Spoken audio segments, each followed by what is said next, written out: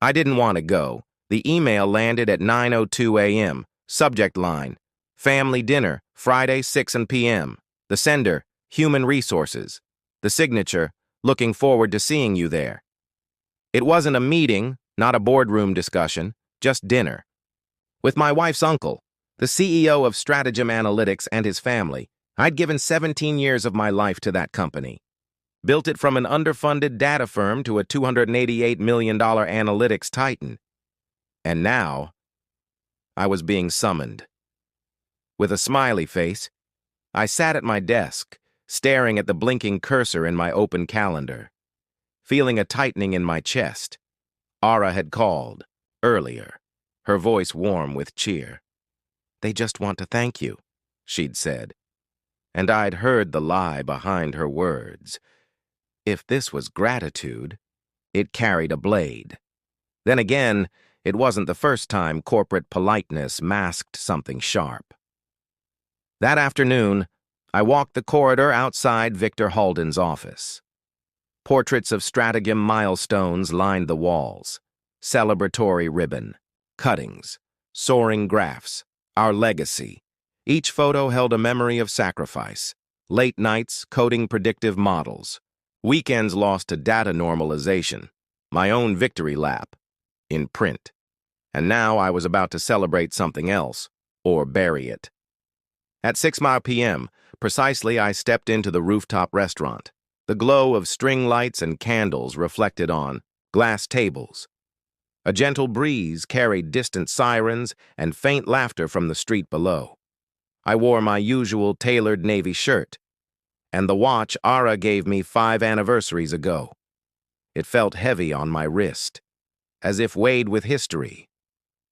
Victor. Halden rose the moment I approached. His broad smile still held that coaxing warmth, but his eyes were cool. "Ronan," he said, extending a hand. "So glad you could join us." I nodded, clasping his hand firmly, feeling the familiar grip of a man who built everything on certainty. His wife, Meredith, leaned forward, her polite smile porcelain. She offered a brief nod before returning to her daughter, Harper, who lounged in her seat like someone accustomed to permission. Harper's designer jacket hung off the chair, white linen, crisp and expensive. She glanced at me with a smirk, as though she'd already heard all the jokes. Ara arrived moments later, her hair catching the light. She kissed my cheek lightly, then took her seat beside me. "You look handsome," she whispered. I managed a small smile. Her warmth was a constant. A harbor I clung to, even as the world shifted around me. The waiter arrived with glasses of red wine, deep burgundy liquid trembling against the rims, followed by plates of amuse-bouche, tiny pastries filled with goat cheese and fig jam. Each bite felt like a tease, a reminder of delicacy layered over something richer. Conversation fluttered with small talk, market trends, upcoming conferences. I spoke when prompted, offering carefully neutral comments, every word measured, every sentence calibrated, and then Harper laughed, a short, sharp sound, like porcelain snapping. She leaned back and said, "I just can't imagine you doing data, Uncle Ronan. You look more like a retired PE coach." Her words landed like stones. I smiled through it, felt the twist in my gut. Victor chuckled, smooth, practiced. "She has a point," he said. "We're evolving, my boy. We need fresh energy." I sipped my water. Let the coolness slide down my throat. Looked at Harper's smug expression, at Meredith's polite approval, at Victor's expectant eyes.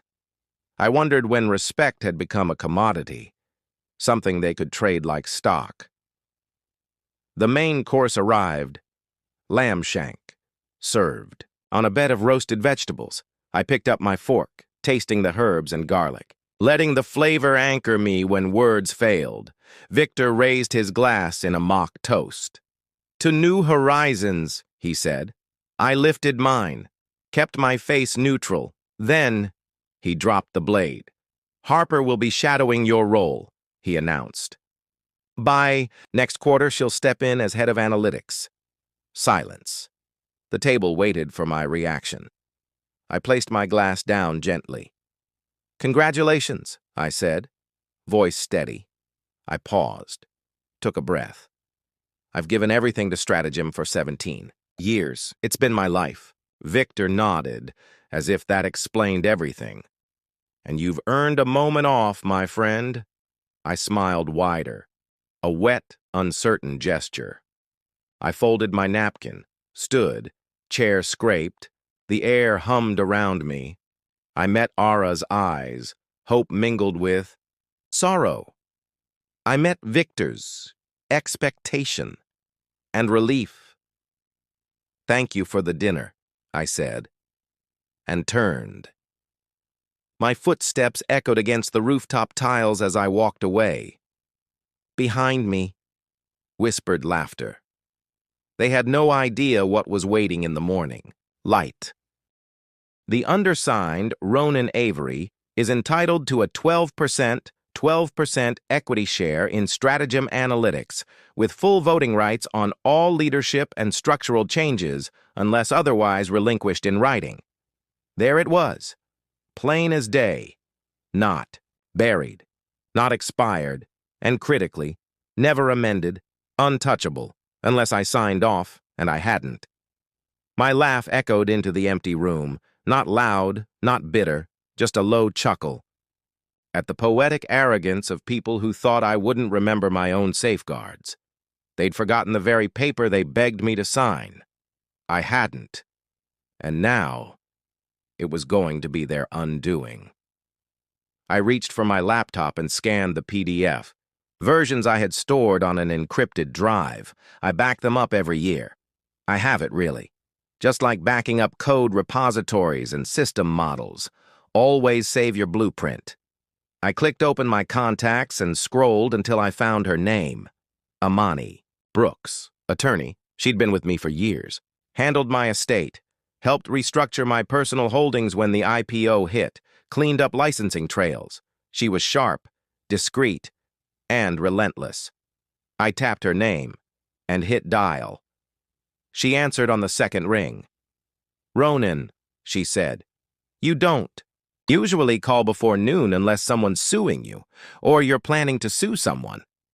It might be both, I said, smiling. Should I pour coffee or whiskey? Both, I said. Check your inbox in 5 minutes. I emailed her high-res scans of the contract, including a notarized